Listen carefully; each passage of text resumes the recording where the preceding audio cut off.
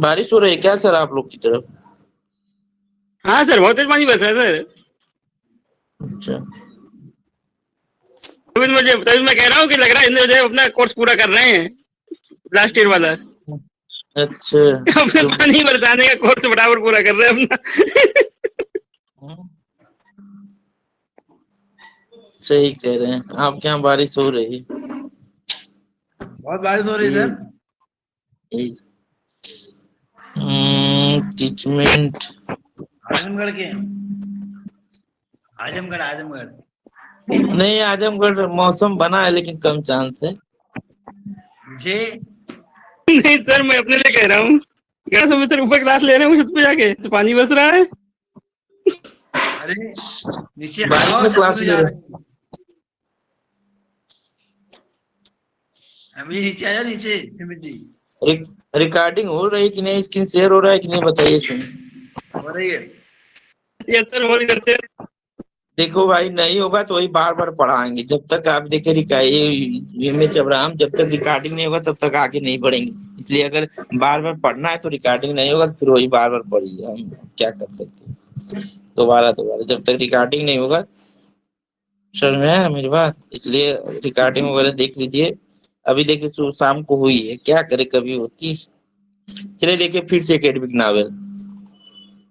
कोई बात नहीं, बार बार पढ़ लेंगे तो याद ही हो जाएगा। Academic novel, university novel, campus novel. Screen share हो रहा है, बोलिएगा। सर हो रहा है।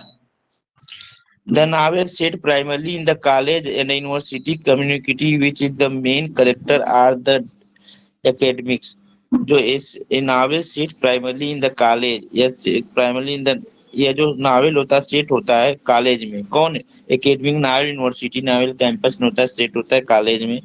community in which the main character in the academics often implied by the English department, जो प्राय implied किया जाता है इंग्लिश डिपार्टमेंट के द्वारा, like detective stories and murderous mysteries, many of which are set in British country houses। बहुत से many of which are set in British country houses में जो सेटिंग हुआ है। Academic novel frequently exploit the fictional possibility created by the closed environment in which the member are highly addicted। Academic novel जो होता है frictional exploit करता है, fictional possibility को दिखाता है।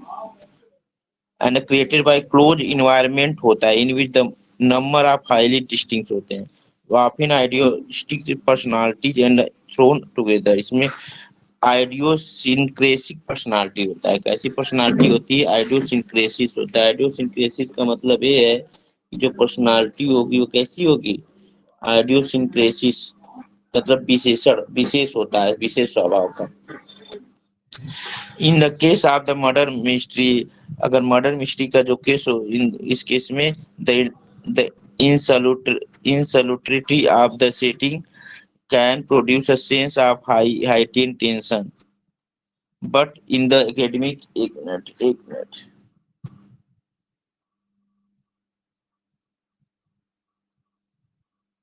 बट but एक minute but in the academic novel the sequestered character of the campus or often result in the atmosphere of the comic inconsequently। but in the academic novel में जो sequestered character होते हैं campus के, वो result in the atmosphere of comic होते हैं। तो जो कॉमिक करेक्टर होते हैं,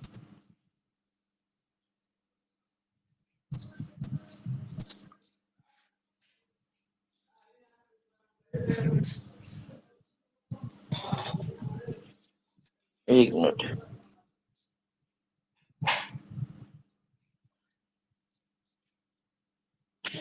मोस्ट एकेडमिक नॉवेल ह्यूमरस होते हैं, मोस्ट एकेडमिक नॉवेल ह्यूमरस होते हैं। And many exploit the implying of the variously attributed maxim and academic politics are too vicious because optics are too slow कह रहा है कि the many exploits are implication of the veracity attribute maxim होता है, academic politics होते हैं so vicious because the stakes are so low। Even so academic novel have on occasion address more serious theme होती है। जो academic novel होती है जिसमें occasion address के more serious theme होती है।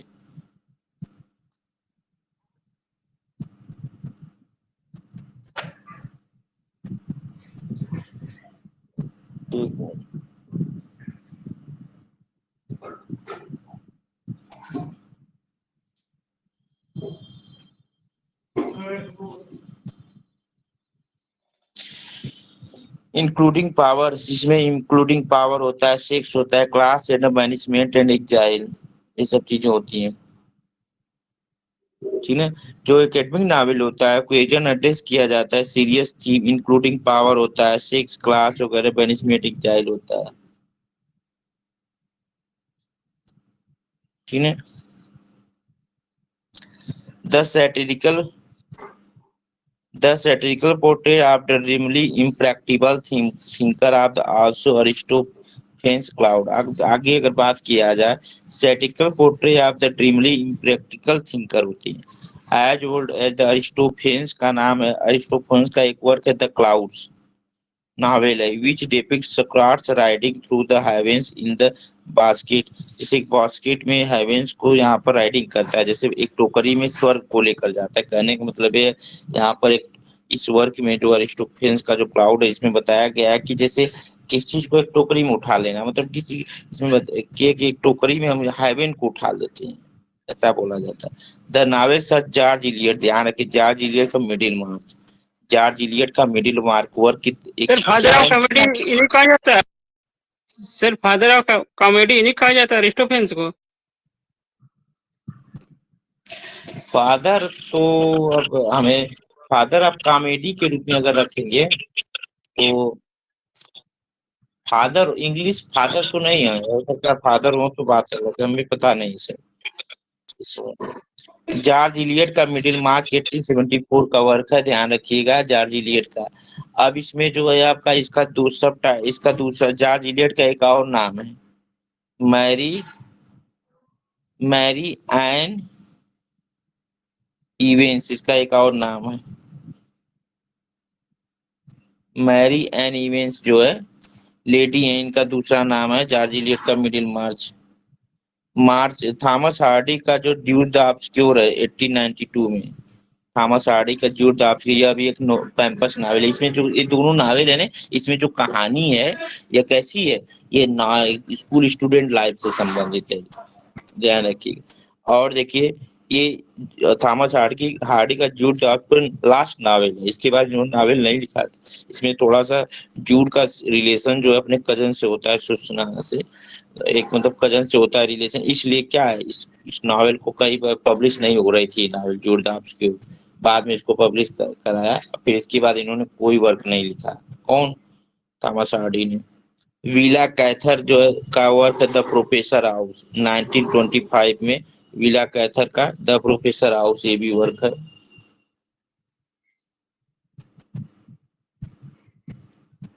ठीक है। डोरोथी एल सीयर्स का गाउडी नाइट वर्क है 1935 में, ध्यान रखिएगा। ये सब कैसी कहानी, कैंपस नावल है, सब कैसे नावल है, कैंपस नावल है, यूनिवर्सिटी नावल है और एकेडमिक नावल है। ठीक है, ध्यान रखिएगा, एग्जाम्पल पूछेगा इसी में से। डोरोथी द शेयर्स का गॉडी नाइट है 1935 में, डील विद एकेडमिक सेटिंग है, इसमें करेक्टर भी है। But the modern academic novel is generally thought a date from the mid 20th century, mid 20th century के अंदर मिड 20th सेंचुरी के अंदर डेट फ्रॉम थॉट जनरली है। With the beginning marked by the appearance in Great Britain of C.P. Snow the Master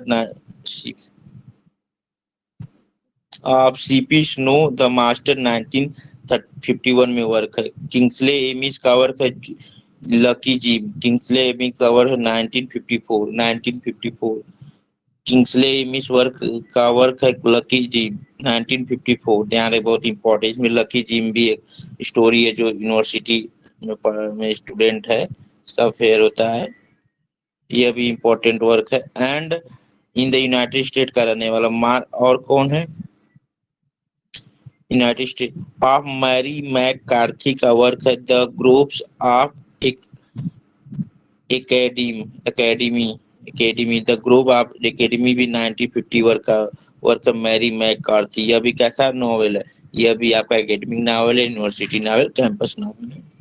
एवं the most wide known British academic novel are Malcolm Bradbury हैं, और भी है। इसी novel में से एक नॉवेल्स में मैल्कम ब्रैडबरी भी हैं। एक minute,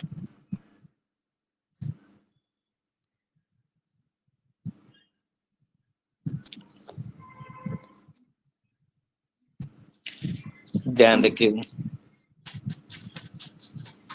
Mary McCarthy, The Growth of Academic, among the most widely known British academic novels जैसे मैल्कम ब्रैडबरी का वर्क द हिस्ट्री में 1975 में, ट्रोलॉजी किसी ने लिखा है नॉवेल का, डेविड लॉज ने लिखा है, जिसका ट्रोलॉजी कौन कौन, changing places a tale of two campuses 1975 में, small world an academic romance, यह भी 1984 में है, नाइस वर्क 1988 में, इवेलिन वैग द ब्राइड्सहेड रिविजन 1945 में, इज द कंसीडर ये वर्सिटी नावल है। ये सब कैसे वर्सिटी, ध्यान रखिएगा, वर्सिटी नावल भी वही नावल होता है जो यूनिवर्सिटी नावल है, तब विश्वविद्यालय।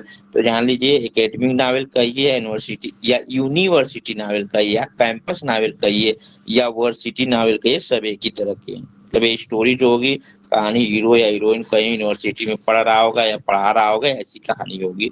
मतलब कैंपस से संबंधित, कॉलेज से संबंधित कहानी होगी। Predominantly British generally set at the Oxford and Cambridge, generally ये कहाँ सेट होता है, ऑक्सफोर्ड और कैम्ब्रिज में, which is primary character undergraduate rather than faculty, which is primary character होते हैं undergraduate rather than faculty. Noteworthy American instances of the academic novel are Vladimir Nabokov, और भी कुछ American example आपको मिलेगी academic novel, जैसे Vladimir Nabokov, यह भी क्या है, यह भी यूनिवर्सिटी नॉवलिस्ट हैं, जैसे इनका एक वर्क है पिनिन देखिए PNIN है, जो 1957 का वर्क है, पेल फायर 1962 का वर्क है, ध्यान रखिएगा। जॉन बार्था जो है, जॉन बार्था का Giles Goat Boy 1966, Giles Goat Boy जो है 1966, which is through the elaborate allegory है, यूनिवर्सिटी या रिफिगर्ड है, university Alison Lurie, the War Between the Tates 1974 में, the War Between the Tates 1974, Don DeLillo White Noise 1985 में, Michael कैवन है, Wonder Boys 1995 में, Richard Rousseau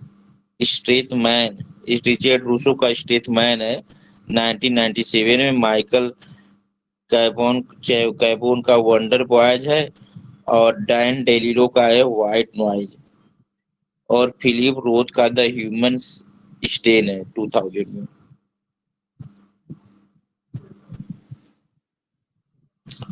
Over the year, academic novel has registered not only the current of the larger culture but also the changing nature of academic life.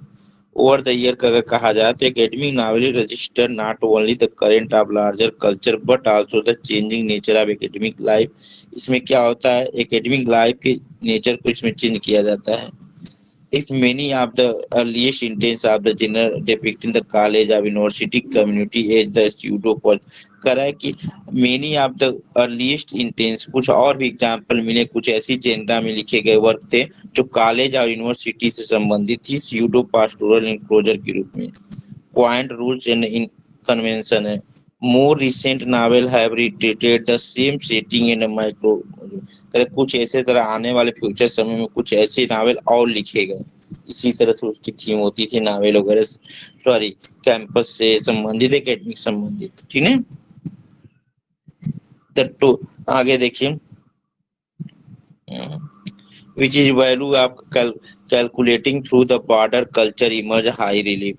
The tone of the academic novel is first years of 20th century darkened in the working. The tone of the academic novel का जो tone होता था first year में, the 21st century darkened is the working condition of many teaching faculty. Detroit and the educational mission of the university was, जिसमें university के mission को educational mission को क्या किया गया, डिट्रॉयट किया गया। Economic patriot are increasing the corporatized institution. आगे देखिए द एडजेसेंट नावल होता है। एडजेसेंट नावल भी लगभग वही नावल होता है। एडजेसेंट में होता है जैसे हमने कह दिया आपका सहायक नावल, मतलब ये भी एडजेसेंट नावल। या जैसे which is primary character are marginalize, इसमें भी प्राइमरी करेक्टर को क्या किया जाता है, मार्जिनलाइज किया रहता है। अंडरपेड होते हैं। अन अनटेंटर्ड फैकल्टी होती है। हुज पोजीशन एक्सपोज अनसर्टेनिटी होता है। डिप्रीविएशन से भरा होता है। Anxiety rather than the protesting them from the, ये सब होता है आपका। चलिए मेन पॉइंट इसमें देख लीजिए एक बार फिर से बता रहे हैं, इसको आपको जानना क्या है।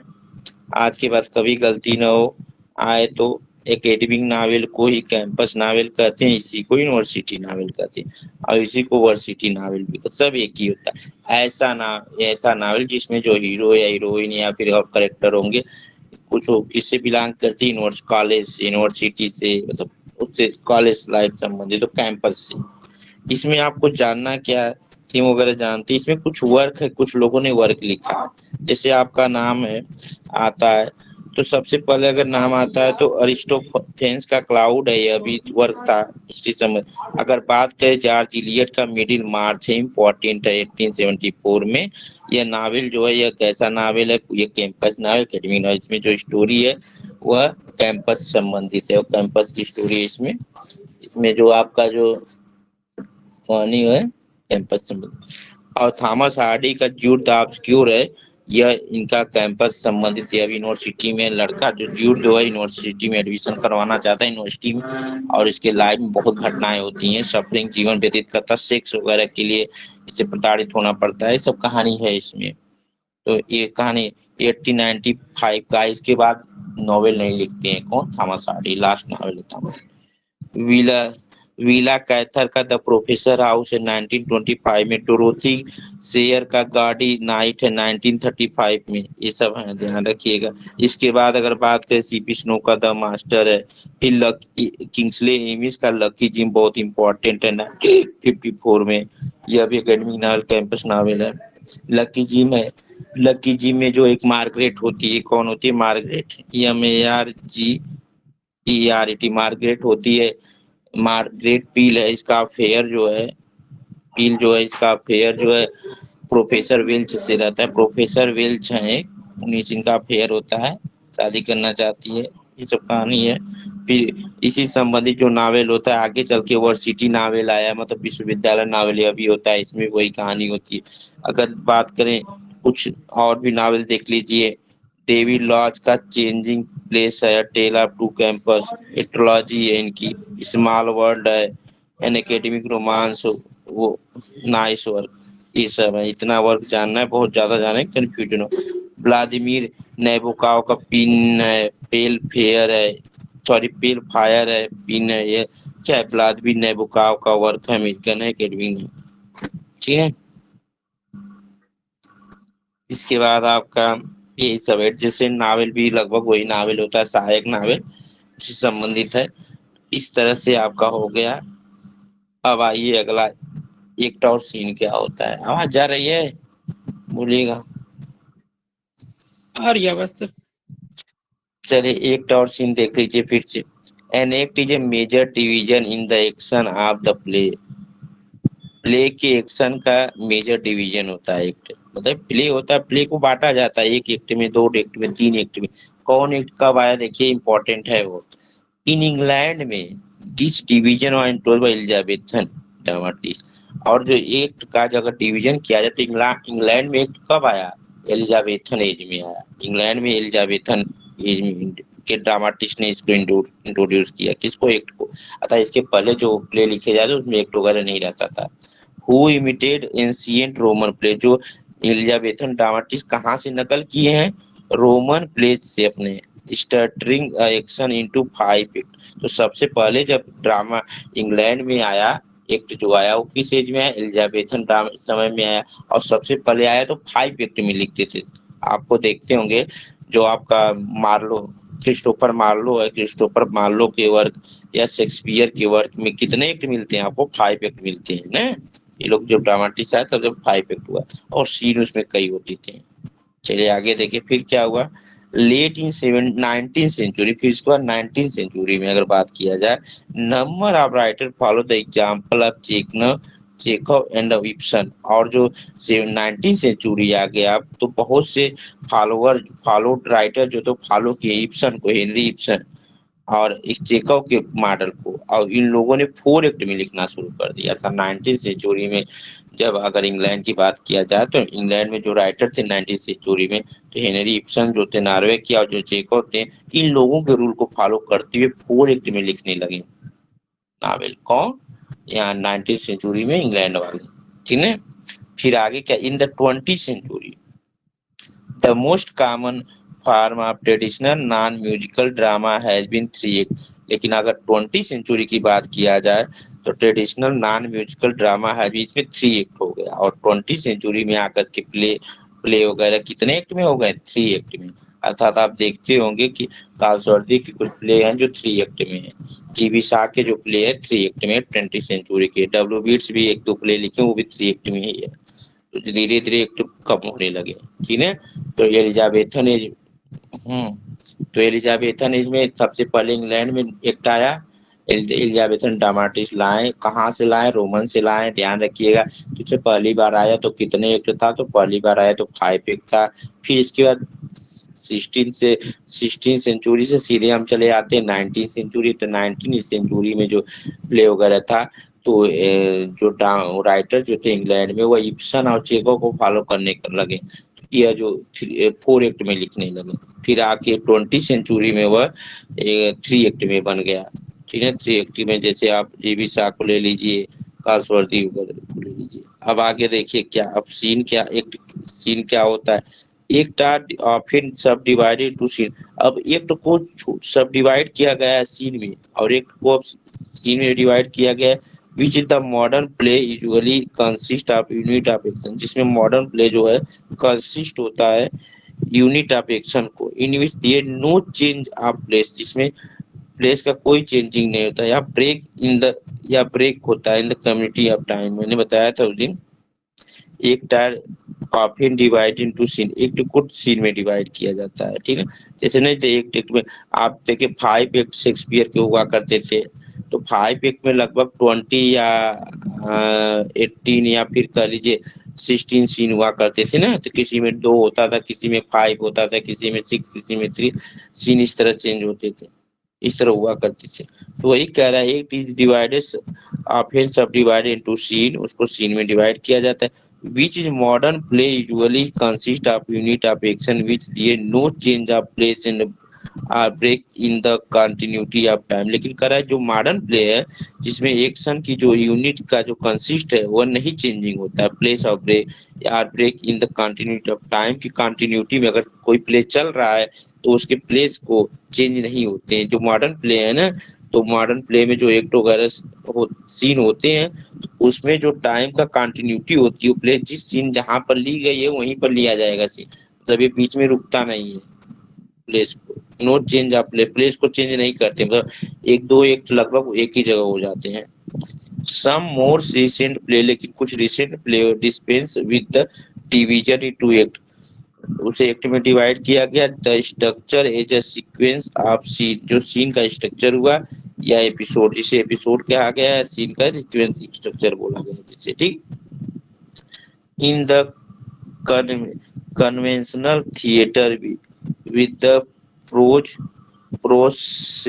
Proscenium arc. देखिए प्रोसिनियम आर्क क्या होता है? प्रोसिनियम आर्क होता है, प्रोसिनियम आर्क उसे कहते हैं, अगर आप लोग देखे होंगे, जो रंगभूमि के आगे का भाग जहाँ पर स्टेज पे शो किया जाता है, उसके जो आप किया जाता है उसी के आगे, वही आगे का जो भाग होता है उसी को प्रोसिनियम आर्क बोला जाता है, ठीक है।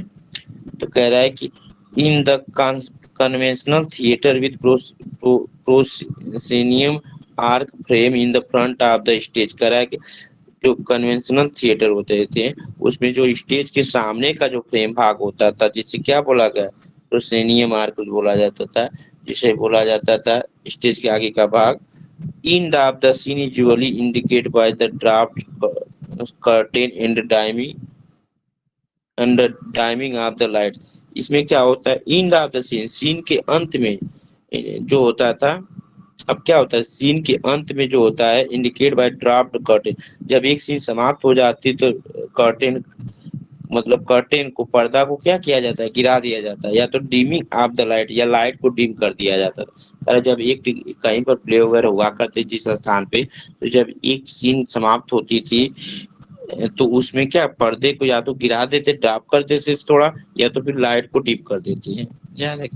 And and of the act, और जब एक्ट का पूरा अंत हो जाए, सब एक्ट का, सब एक्ट एक साथ अंत हो जाए, तो by a draft curtain and intermission, तो या तो उसके बाद भी पर्दा गिरा दिया जाता है, या तो फिर इंटरमिशन दिया, या तो थोड़ा सा अंतराल दे देते हैं, ताकि एक एक्ट समाप्त हो, मतलब एक साथ इंड एक्ट का अंत हो गया, जैसे एक कोई सीन चले, सीन सॉरी एक्ट, जब एक्ट का अंत हो जाता है, तो जब एक्ट का अंत होता है तो क्या करते हैं, पर्दे को गिरा देते हैं, या फिर अंतराल कुछ समय का होता है। आपको पता होना चाहिए, जैसे शेक्सपियर के प्ले हैं 18 घंटे के, 20 घंटे के, तो अब एक दिन में कितना प्ले चलेगा, एक दिन में 3 घंटे या 4 घंटे चलेगा, 4 घंटे या 3 ही घंटे मान लीजिए, 4 घंटे मान लीजिए, 4 घंटे चलेगा, तो एक प्ले कम से कम चलने में 5 दिन तो लगेगा, 4 × 5 = 20, 5। तो आपको पता है लगभग एक प्ले में 5 एक्ट होते थे, तो एक दिन में एक टेक चला, अगले दिन दूसरा एक्ट चला, इस तरह होता था, 4 5 दिन तो प्ले चलते थे, शाम को 2 3 घंटे एक दिन में परफॉर्म होते थे, 4 घंटे 3 घंटे जब होते थे परफॉर्म, तो आपको पता है एक दिन में एक एक्ट ही हो पाएंगे, क्योंकि 5 एक्ट होते थे लगभग, एक दिन में एक एक्ट होते थे। जब एक एक्ट होते थे तो एक एक्ट में 4 4 5 5 सीन हुआ करती थी, या 3 3 सीन। तो जो वही जब सीन होती थी, तो कभी कभी हो सकता था डबल एक्ट हो जाते थे, लेकिन जब कह रहा है कि स्टेज पे proscenium arc that frame front of the stage, के फ्रंट के सामने क्या प्रोसेनियम आर्क होता है, मतलब ये होता है रंगभूमि के आगे, मतलब वहां पर थिएटर पे होता था काम आगे स्टेज के सामने। और end of the scene, scene के अंत में, जब सीन एक सीन समाप्त हो जाती थी, तो सीन के अंत में ड्राफ्ट कर्टेन, मतलब पर्दे को गिरा देते थे, या फिर लाइट को डिम कर देते थे, ठीक है ध्यान। लेकिन जब एंड ऑफ एक्ट, जब एक्ट का अंत हो जाता था, जब एक एक्ट खत्म हो जाता था, तो भी कभी कभी पर्दे को गिरा देते थे, या फिर इंटरमिशन, बीच में अंतराल दे देते थे, मतलब अब कल प्ले होगा, आज छुट्टी हो गई, मतलब कल के लिए ऐसे, या फिर आधा घंटे 1 घंटे का वैसे छुट्टी कर देते थे, इस तरह से होता। आवाज जा रही है? आ रही है बस। तो ये हो गया आपका, ठीक है। अब इसमें कोई दिक्कत नहीं न होती, एक बार और देख लीजिए भाई, इस बार लास्ट है, इस बार सब याद होना चाहिए। इस बार एमएच अब्राहम को घोर के पी जाओ, समझ लीजिए कुछ नहीं बचे इस बार, तो लास्ट चल रहा है, तीसरी या चौथी बार होगा, तीसरी बार तो होगा कम से कम। ये वैसे भी एक बार वर्ड भी नहीं छोड़ते, इस बार भी नहीं छोड़ेंगे, तो एक तरफ से एकदम एक एक वर्ड देख लीजिए, एक और सीन समझ में आता है कि नहीं?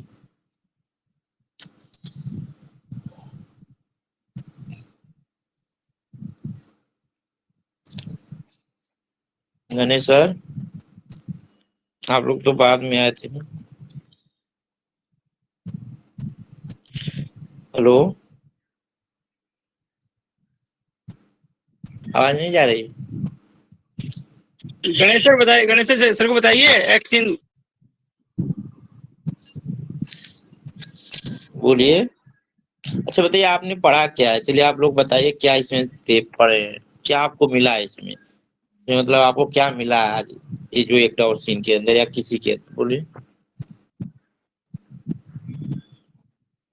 सर एक्ट जो है एलिजाबेथ एज से प्रारंभ हुए थे, उस समय हम्म फाइव एक्ट हुआ करते थे, हल्के हल्के समय लंबा होता गया, फिर 19वीं सेंचुरी आई, उसमें एक्ट 4 एक्ट के हो गए। इसमें प्रमुख रूप से इब्सन थे, हेनरी इब्सन थे, चेकअप को लोगों ने फॉलो किया। तो 20वीं सेंचुरी आई थी, तो 4 एक्ट 3 एक्ट में कन्वर्ट हो गए। Traditional non musical novel drama प्रारंभ हो गए। इसके बाद में 21 सेंचुरी में 1 एक्ट प्ले ज्यादा आ गए उन्हीं की जगह पे।